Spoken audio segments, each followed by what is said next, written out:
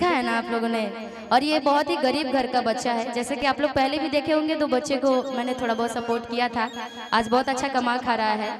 और ये सबसे ज़्यादा गरीब बच्चा है और इसी की कमाई से इसके घर परिवार चलता है। तो मैं हमेशा कोशिश करती हूँ कि ये बच्चा का लाइफ बने और ये खूब आगे बढ़े, खूब तरक्की करे। बस आप लोग का सपोर्ट की ज़रूरत है। जो गंदे मन में सोचते हैं वो सोचने दीजिए, उसके बारे में भगवान सोचेंगे।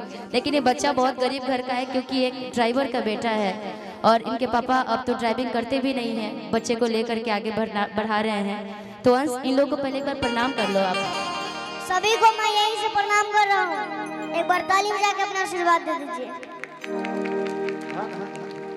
मैं पहले ही आया था यहाँ पे तो सब छोटा लालू कह के चिल्ला रहे थे यहाँ पे।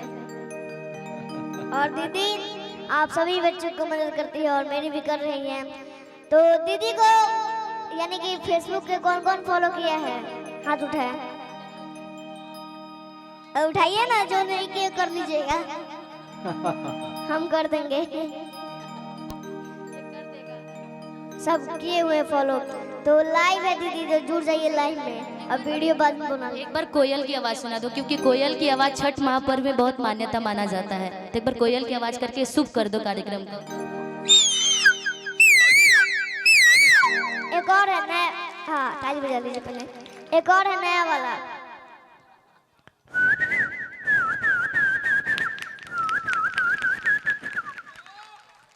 और डॉगी क्या है?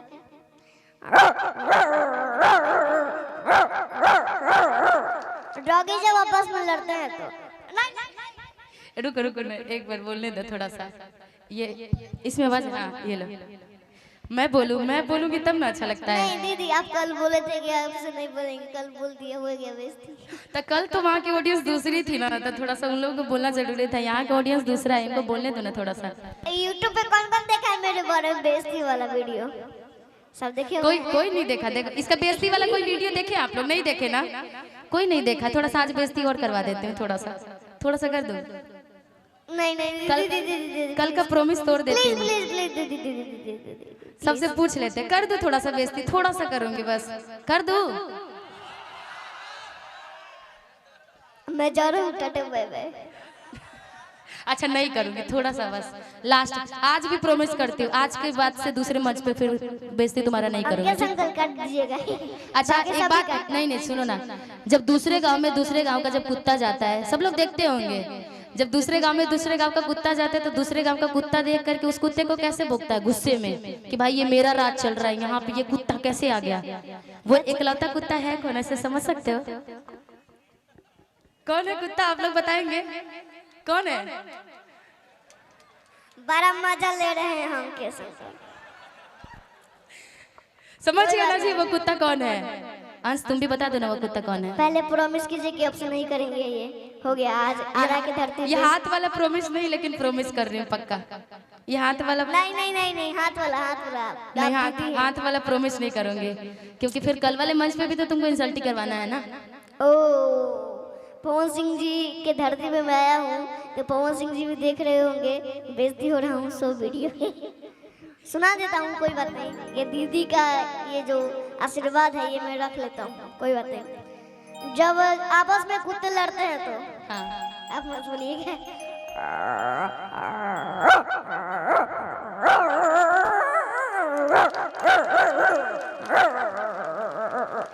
और जब किसी को चोट लग गया मारपीट में तो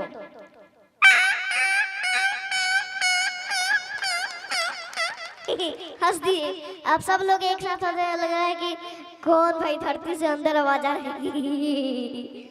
एक बार और हंसिएगा, जानबूझ के नहीं, असली का हंसिएगा। जब छोटा सा बकरी यानी कि बकरी का बच्चा जब बोलता है तो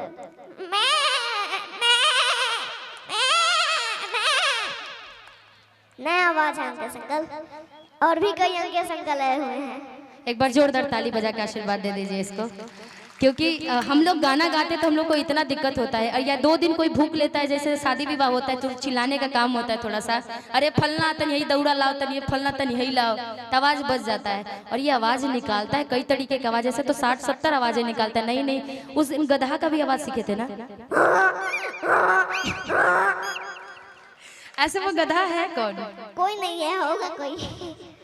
होगा कोई अपने जगह पे। बता दो गधा है कौन। अरे इतना बेइज्जती, एक बेइज्जती हो गया ना, ज्यादा बेइज्जती नहीं, समझ गए लोग, सब लोग समझ गए। कौन कौन समझ गया? सब समझ गए, चलो। सब समझ गए। क्योंकि इसको बताने की जरूरत नहीं पड़ता, ये गूगल बॉय है, हमेशा खुद ही। मेरा जरा आंख देखिए तो। आवाज थोड़ा सा बढ़ा दीजिए। हेलो हेलो हेलो, आवाज बढ़ाओ हो। वाह, यही सुनना था। अच्छा यही सुनना था। मेरा जरा आंख देखिए तो दीदी, काला हो गया है। ठीक तो है। काला 4 साल का बच्चा है और हमारे साथ कंटिन्यू, क्योंकि आप लोग देखते हैं मुझे फेसबुक के माध्यम से 30 दिन मेरा कार्यक्रम होता है। तुम्हारा क्या, मेरा भी आंखें काला हो गया, छोटा भी हो गया है आंखें तुमसे, लेकिन तुम्हारा आंख ज्यादा अच्छा लग रहा है। मेरा काला हो गया है, काल परी बन गया हूँ मैं। आई थोड़ा सा बस आवाज हल्का, किसमें कट रहा है आवाज? हेलो हेलो अंकल अंकल सही करवाइए ना। कैमरे में। अच्छा कैमरे में आवाज कट रहा है, वहां से। हेलो हेलो हेलो, मेरा भी ठीक ठाक है। चलिए आइए भजनों के माध्यम से लास्ट गाने आप सबके बीच में, फिर बहुत सारे कलाकार हैं। बाय बाय, फिर आऊंगा, मिलते हैं अगले बार। मैक दे दो बस, तुम आ जाओ इधर। एक मिनट, हमको आपके लिए कहना होगा ना, तो हम आपको बेइज्जती नहीं करा सकते हैं, आपको सम्मान दे सकते हैं। आप अद्भुत कलाकार हैं, हमें बता रहा है उसके लिए आप ताली बजा दीजिए, कड़कड़ा करके आरा से के धरती ले ताली बजाई। आरा के माटी ऐसा हो कि आरा जकरा के चुन लेलक, आरा जकरा के बबुआ सुन लेलक, वो सुपर स्टार हो जाला। ऐसे तोहरा अंदर बहुत कला बा, ए कला पर खुश होके हमरे प्रमुख साहेब तोहरा है जनधन खाता में 500 रुपया से खाता खोल देनी। स्वागत बा, अभिनंदन बा। बालू माफिया राहुल पांडे भी आयल बनी, हाथना रुपया देनी लो, डेरी मिल्क खाना और अइबे ना करी। तो आरा कमेटी है, कलाकारों को सम्मान देना जानता है, हम सभी सम्मान करना जानते हैं। कलाकारों को सम्मान बहुत जरूरी है। चंपा गुलाब की हुई चमेली महक गई, चंपा गुलाब की हुई चमेली महक गई। ये कौन आया लालगंज डिहरी टोला में जिनकी दिल की हवेली महक गई। ये बालक आसान नहीं है, बहुत अंदर इसके कला है, आगे बड़ा निखार होगा, इसलिए पुरजोर ताली बजाइए। तब मैं कहना चाहता हूँ कि चंपा गुलाब की हुई चमेली महक गई, चंपा गुलाब की हुई चमेली महक गई। ये कौन आया गढ़ानी लालगंज डिहरी टोला पर जिनके दिल की हवेली महक गई। तन्हाइयों में बैठकर आंसुओं के बूंद से लिखा जो तेरा नाम, उसकी हथेली महक गई। उस मुस्कुराहट के साथ हमेशा धमाल मचाइए, कमाल मचाइए।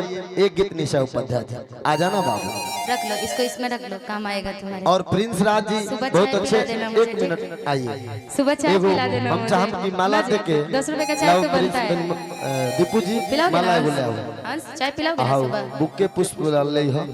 बहुत ही अच्छा प्रिंस राज हमारे भाई लिटिल स्टार बना, इस क्षेत्र के गढ़हनी के बाण उभरता हुआ कलाकार बाण, तू सम्मानित करो, एगो पुष्प हार दो, तन थपड़ी बजा दो। क्षेत्र के बड़े कलाकार सब कोई प्रयास करके ही सफल होला। बहुत बहुत आभार।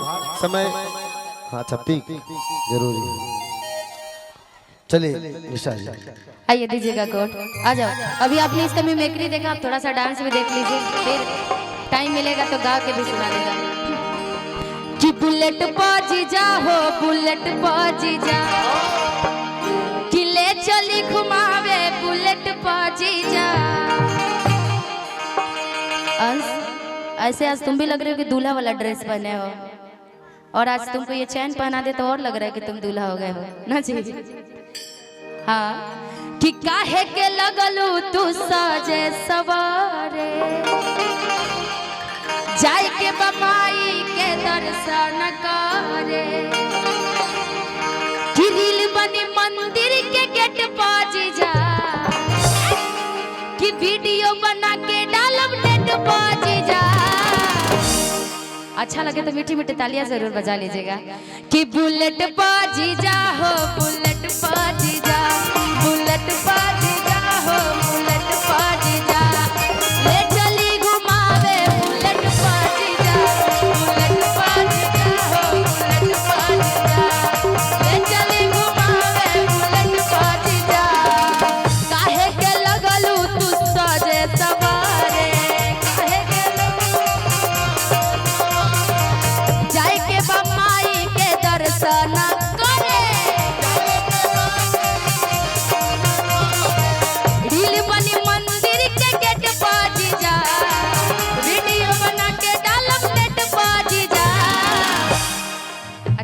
ताली बजा के। बुलेट बाजी जा हो बुलेट बाजी जा, ले चली घुमावे बुलेट बाजी जा, बुलेट बाजी जा हो बुलेट बाजी जा, ले चली घुमावे बुलेट बाजी जा।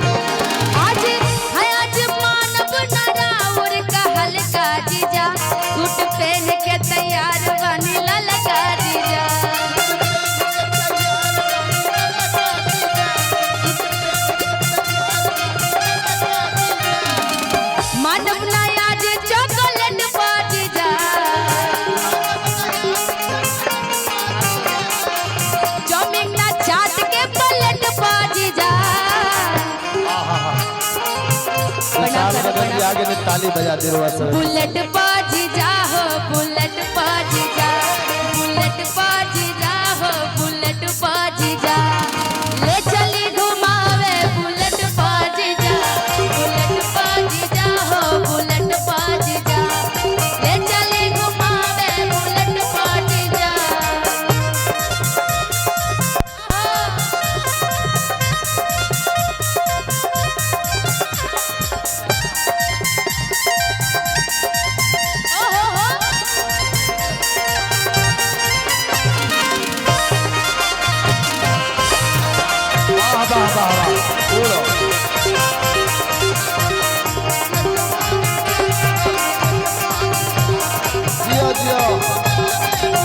भाभी उपपार्षद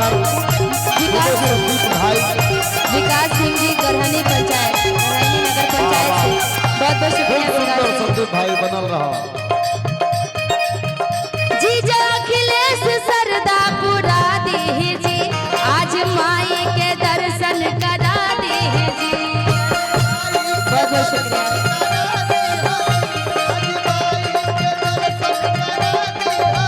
जीजा रितेश सरदा पुरा दीजी, आज माई के दर्शन करा दीजी। आज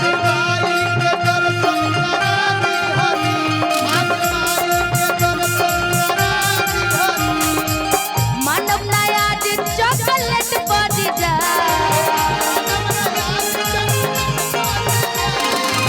चौमिंग ना चाट के पलट बाजी जा।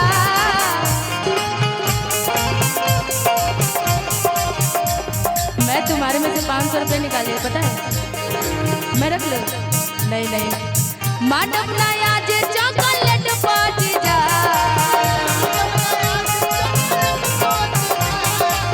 चौमिंग ना चाट के पलट बाजी जा। बुलेट बाजी जा हो बुलेट बाजी जा, ले चली घुमावे बुलेट बाजी जा, बुलेट बाजी जा, ले चली घुमावे।